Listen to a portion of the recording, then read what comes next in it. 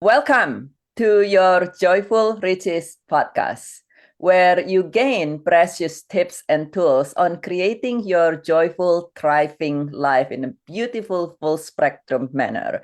Because we all deserve and wants to be happy, healthy, and wealthy. This podcast is delivered in alongside G100 Global Networking and powered by Anchor FM by Spotify. Anchor FM is this super awesome free podcast made easy platform. And for this week, we are so thrilled and honored to have Phyllis with us. Phyllis, would you care to share with us what is it that you do? Oh, first of all, thanks so much. This is just such a privilege and honor to be here with you. So, I coach with women primarily over the age of 50, I would say, to develop their well-being action plan so they can age healthfully and gracefully, but also disrupt the destructive or unproductive habits, I'd say, that cause them stress and shorten their lives. Oh wow, that is so important, is knowing how our populations are so many people are reaching that tip of 50 and above, including myself, and also so many people. We, in addition to that, we also live longer, so we want to be able to live Correct. longer, better, not just live longer. That is so amazing. So, what brings you to do what you do, Phyllis?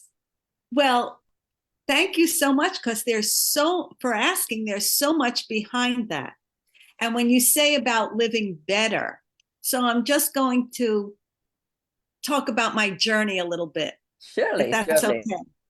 So, by profession, I'm a gerontological speech and language pathologist and dementia care specialist.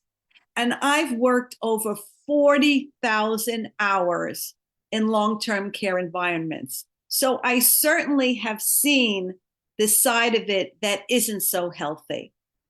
And of course, we all know things can happen to any one of us at any point in time. And a lot goes into that, our choices, our environment, our DNA.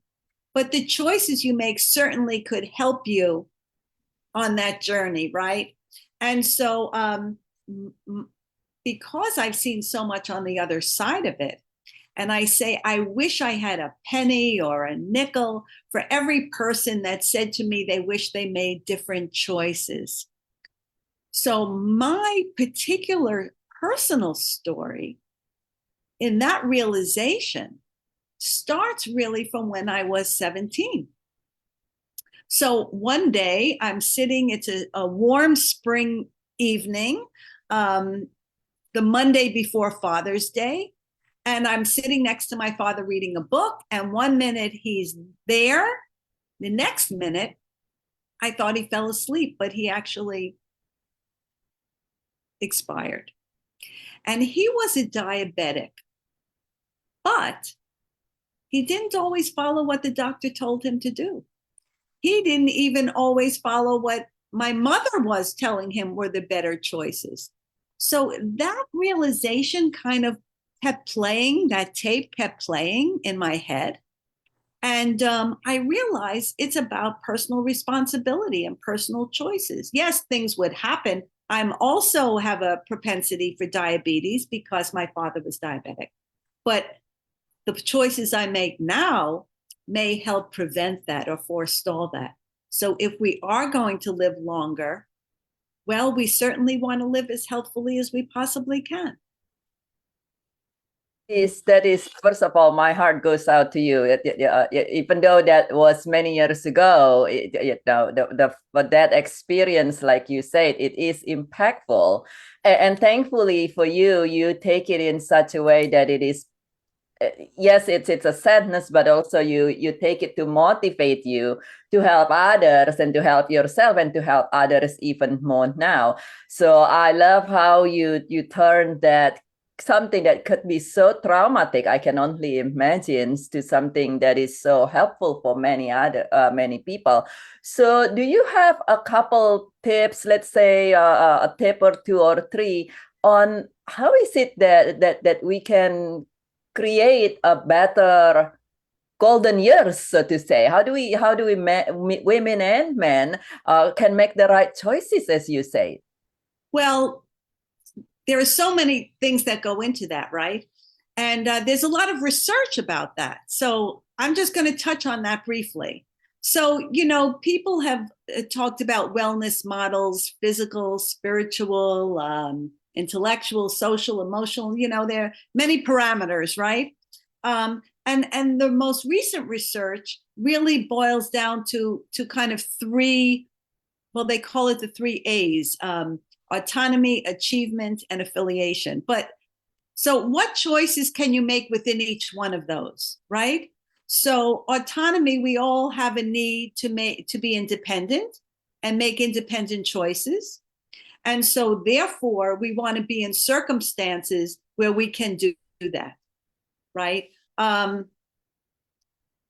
What I suggest, because there is another aspect to what I do, which is coaching families to help make the best and most informed decisions for care if it's needed. So under autonomy, not only about autonomy to make choices for your own well-being, the strategies, let's say, you can use, but the autonomy to have conversations with your family members and loved ones about the potential choices you might have to make down the road. Because all too often what I have seen, right, in long-term care environments is, the adult children, there are so many of them now, right, the baby boomers, they go and make decisions for their parents and say, I'm putting my mother here, I'm putting my father here, I'm going to look at this place for my parents. But what about the parent in that paradigm, right? We all have a need to make independent choices. So I highly recommend that people have conversations about the need for care if it arises, and the types of care and the places for care, and make informed decisions by getting the information you need. I just say I come from that place, so not everybody has that bird's eye on the boots on the ground perspective. And the other one is achievement. We all need to feel like we've achieved something, right? And that includes physical ability. So achieving, whatever physical activity you feel is beneficial to you, there's a sense of achievement. I know I love to lift weights, and I have a tremendous sense of achievement when I can do, let's say, 15 reps or something at certain pounds, and then I go to the next level. Achievement boosts our, as you know, boosts our mood, right? Our serotonin and our feelings of how we, our happiness and our healthfulness. And the last one I'd say is under affiliation is connection. We all need to feel connected, right?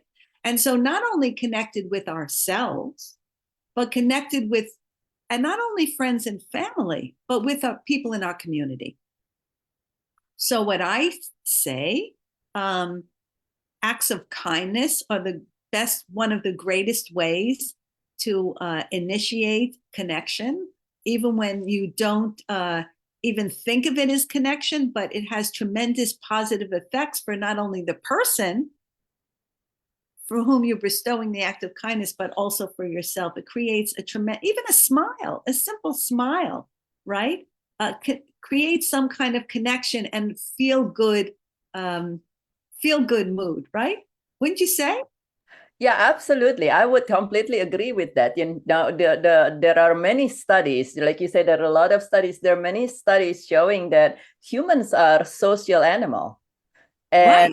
And when we're not able to connect with people kind of during the lockdown, a lot of people go nuts, so to say. It's understandably, we know by many studies shows that babies, you can give them the best nutrition, but without the human touch, whether it's from the baby's mother or somebody else, but a caring human touch, Correct. like you say, they will not thrive. And this is an animal and people. And so it's so So very true with that, the connection and the ability, thankfully nowadays in most places, to be able to, like you said, even a smile is soothing to people. Now that we're able to do that again, so Correct. I have two examples to talk about that, about the human touch. So one is, if people recall back many years ago in the beginnings of the AIDS epidemic, that people were starving for human touch because people were afraid to touch people who had AIDS at that time. One of the first people who demonstrated the willingness to touch a person who had AIDS was Princess Diana, and it was a very big deal at the time. The other one I want to give as an example is a client I had recently that I was working with, developing his well-being action plan. And his wife had died a number of months previously.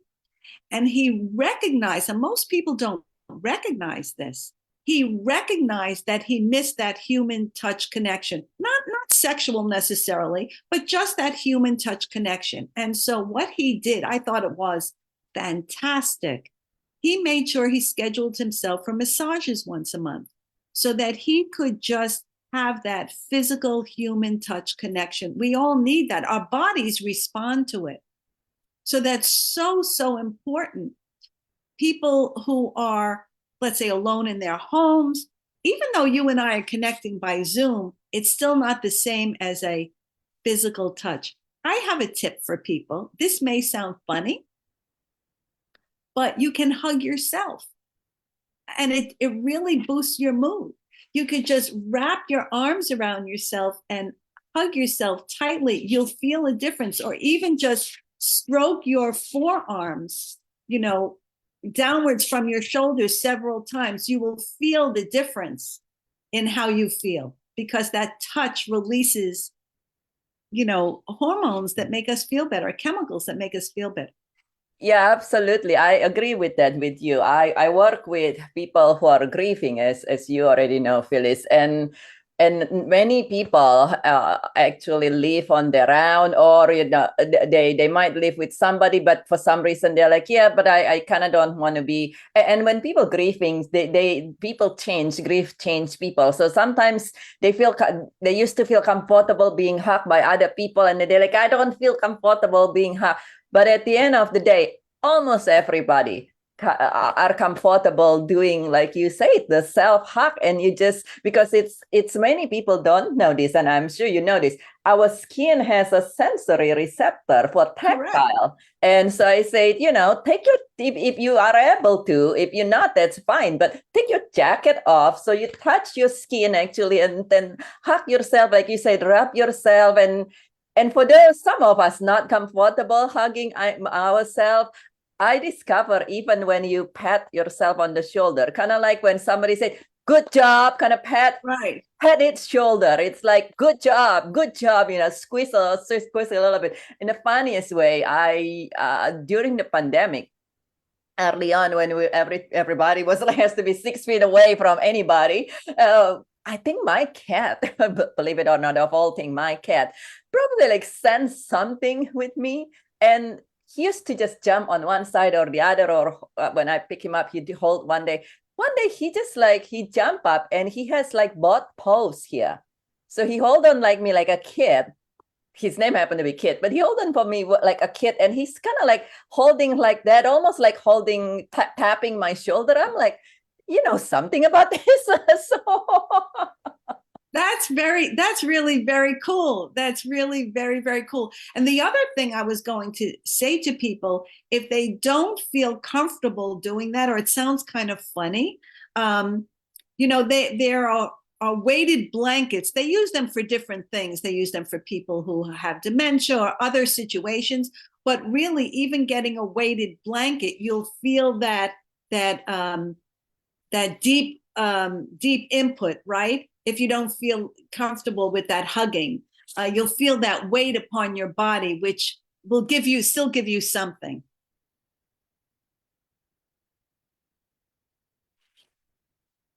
I think I lost your audio there for a minute. Oh, sorry. There you go. Now, yeah, definitely the weighted blanket, just being able to feel the snuggleness is so Right. important. And so what do you say to people? So from what I understand from your tips earlier, it's also talking about, talking about people with our people who are adult caretaker, talking about with other people, but also wouldn't you say it's for people to be thriving, we want to be kind of planning and looking forward for ourselves? Is that something you recommend people do as well? Kind of like have in place, not only if our parents, our elderly parents have something happen, but sometimes we feel, oh, we're only 50, we're only 55, or only 60, or something like that. But like, what do you have any tips for people who are in early 50s, let's say, like, so it's the next 20 years for their own self, they can have autonomy, and they can have things set up for themselves.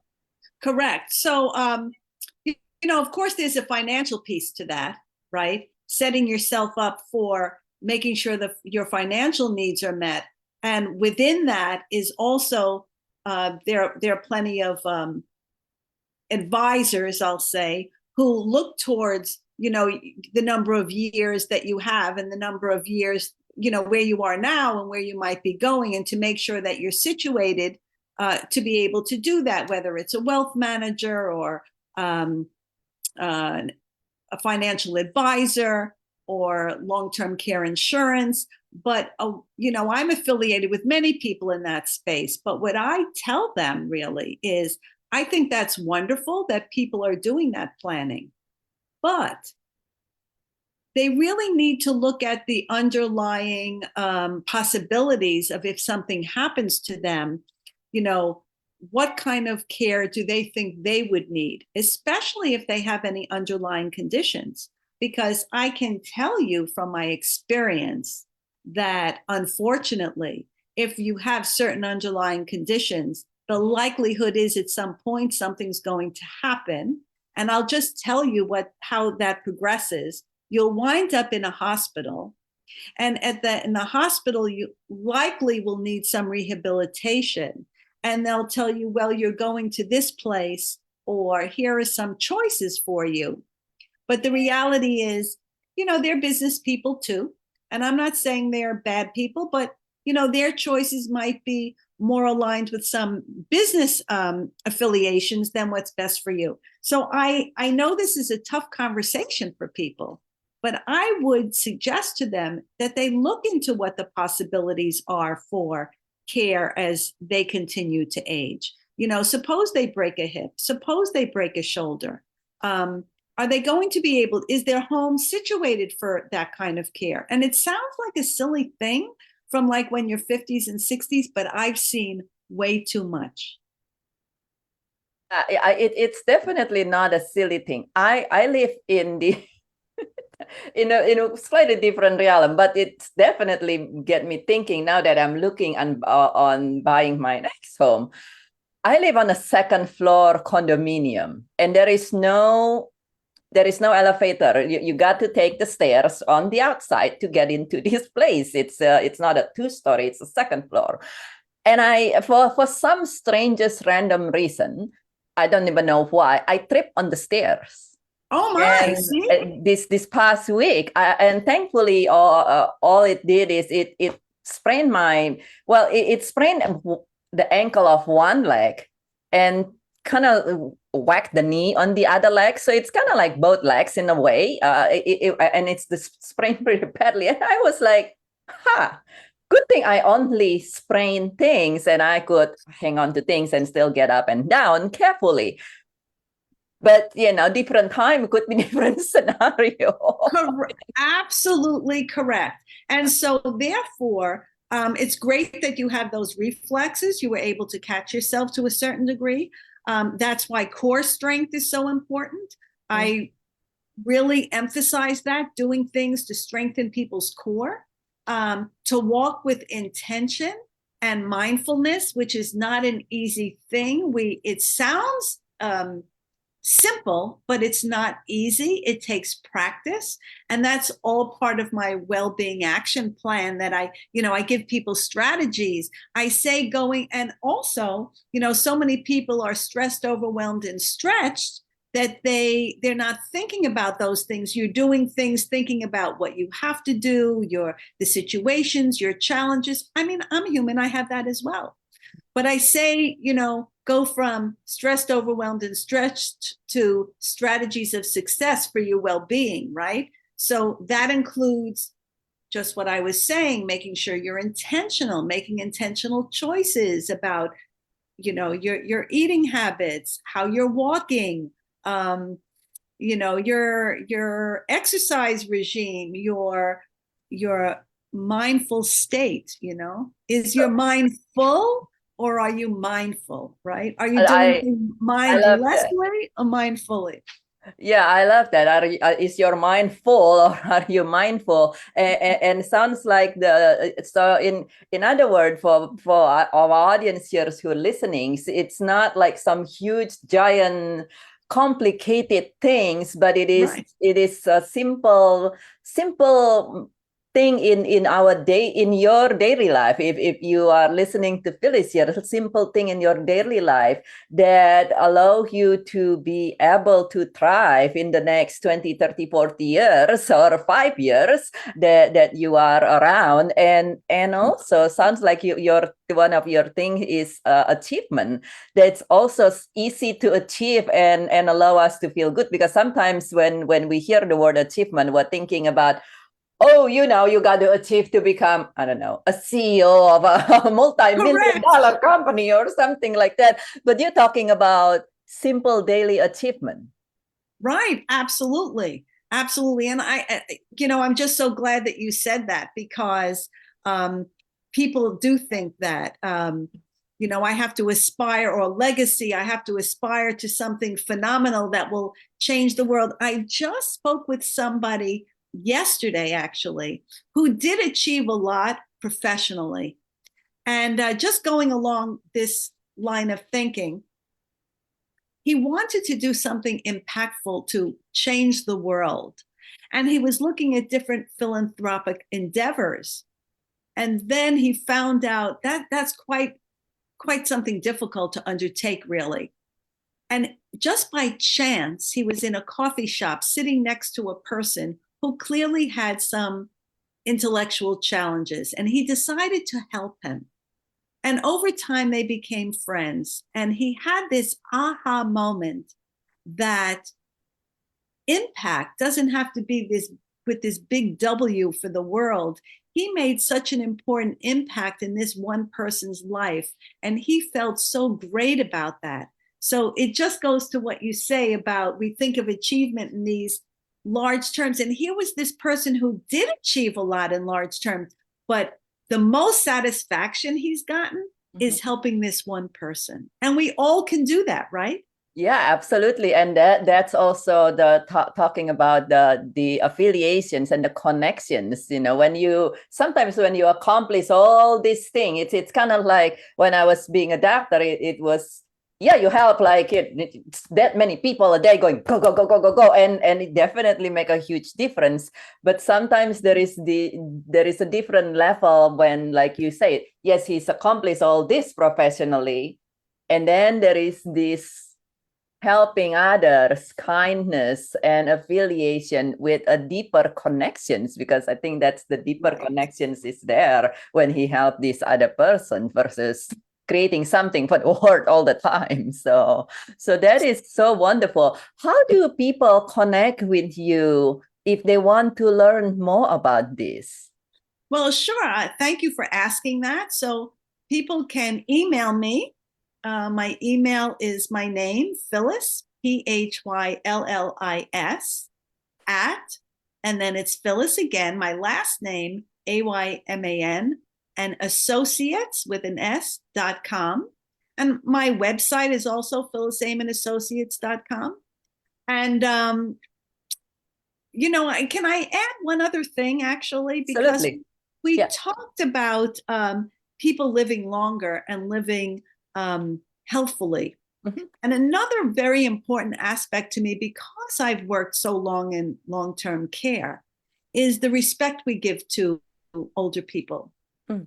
And so I really believe that some of the care that's less than adequate is because we don't value older people the way we should. Your culture might be a little different, but in America, per se, we don't really do that. I think that's a great failing because there's so much history and wealth of information. And as we said earlier, old people need a sense of purpose and connection, right? Yeah, So towards that end, I have this project. Can I talk about it for just a minute? sure, absolutely. So I have this project. I'm raising money for a screenplay that's based on two novels. Wow. And I do have film producers interested in the film once the Wow. screenplay is finished. And I have a screenplay writer interested in writing it. And it's based on two novels that are about elder wisdom and wise leadership and community and the importance of connection and intergenerational relationships. Oh, So, if anybody was interested, I don't know if you put you have show notes or you put something yeah, in the yeah, chat, yeah, but if it's okay, yeah. I would just add my FundMe page, which has a whole description of what this is really about, Mhm, because mhm. I think as a collective, we need to have a national conversation, a dialogue about how we care for, treat, and value older people. And that's, comes from all my experience. It's all related. Yeah, yeah. Oh, that is so beautiful. That is very true. The different culture different, but with me being in the strangest way in both culture, my background is Chinese Indonesians, but I've been here most of my life in the U.S. and also right when I was writing for the United Nations Committee, that is I noticed just around us and in many studies showing that even in the medical care where Correct. they're like, oh, you are in my research, oh, you are older, and so it's just part of being old if you are in pain. Correct. Correct. I mean, that's so couldn't be further from the truth. And that's part of our whole ageist way of thinking about older people. You're done. That's what's expected. Okay, go over there. And thanks, we've heard enough of you. That's Yeah, and just like how degrading that could be, and correct. so Correct. so And doesn't that affect people's sense of connection, mhm. purpose, all of that? And that obviously leads to depression, it leads to apathy, it leads to so many things that Mhm. then impact the person's health and well-being. Exactly, and talking about and a lot of I was writing for this United Nations Committee on grief in elderly, and it's like they already seen so many, experienced so many changes, seen so many losses, and then to be treated like that, to go to a place and say, oh, I'm feeling depressed, could be because of all the losses and the change and the physical, but just like, oh well, it's just part of life, part of getting old. It's like, where is the hope? So, Right, exactly. And don't we all have to have some kind of hope? Why is it that we get to a certain age and there's nothing to hope for or live for or look for? Or, people who are older could have so much impact on, what children learn, how they learn, their yeah. experiences. I'm not the only person who said this. We all can push a button for a search engine and get information, but it's not the same as hearing a person who's lived through this experience talk about it. It's a whole other level of understanding, I think, and of richness of the experience. That is so beautiful. So this is two novels that you are creating into a movie. That just Correct. so lovely. And this will be helping the message from this movie is to help us understand and respect our elders, and in a way it will give back to us as well. So yes, we will definitely share this in the description as well, and for people to check that out. I do have one question for you before we complete, well, two questions, but the first one is, you discuss about how you're helping people. So do people work with you one-to-one, or is there an online program they do, or is it a group? Oh, great question. So yes, I do coach people one-on-one, and I am developing a course so that people can just take a course, and it will be posted on a platform which is it's a new platform. They haven't launched the courses yet, and that will be babyboomer.org. So there will be an online course that people can go through themselves, but of course they could contact me and work with me individually. And the program is either it's a 10 or 12 week program, and then I do an assessment and we determine where they are, and then we develop the well-being action plan from there. Well, that is wonderful. So it's not something that's, because sometimes nowadays the way the coaching industry, some people's like, oh, am I gonna stuck doing this stuck with you having to work for the rest of your life? Or some people, depend on what it is, or worry about some huge magnitude of time or financial investment, particularly if we're looking at our the amount of retirement income. So it's something that people can do remotely, and depend on their comfort level. It could be on their own. It could be working with you at a in multiple different options. In other words, that fits the person. Correct. That is so awesome. That's so awesome. Thank you so much, Phyllis. This is such beautiful, beautiful tips and tools and message. And as we complete our time together here today, do you have one final message for our audience? That's a great question. I would say to embrace wherever you are in life and continue to look forward with positivity and living a life fulfilled to your best possible ability. And age is a number. We say that kind of just as a platitude, but really we need to embrace that. I've seen too much of people say, "Oh, I'm already this," or "I'm already that." Here's the expression I'm sure we've all heard: the best time to plant a tree is 20 years ago, and the second best time is right now. So wherever you are in life, you can still make changes so that you could have a fulfilling and a graceful journey, I'll say. Right. Oh, I love that. I love that. Thank you so much. I love that we have these amazing conversations. We met like quite a few years ago. For our audience, I actually met, we've known each other a long time. I met Phyllis, I believe it's 4 or 5 years ago. And actually you interviewed me when I barely know what interview all about. And so, but I love that. I love how to embrace wherever you are, because life will keep going on. And if you didn't plant the tree for your future 20 years ago, the time to do it is now, and Phyllis will be able to help guide you in the way that you would love to be guided. And in the interim, like we said, give yourself a little self-hug or a little self-pat, and I thank you very, very much for joining us today. Thank you, Phyllis, again for sharing your tips. And for you, my friend, who are listening to this, please share 1 or 2 gold nuggets in the comments so we can continue learning each other. And share this with your friends and families, because many of us know, even if we're not personally, many of us know somebody who are in their 50s, 60s, or 70s who can benefit from this. And we all deserve to triumph and thrive.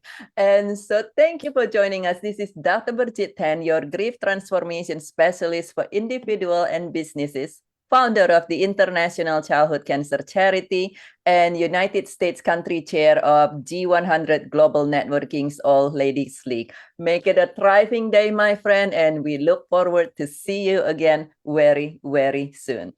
Bye-bye.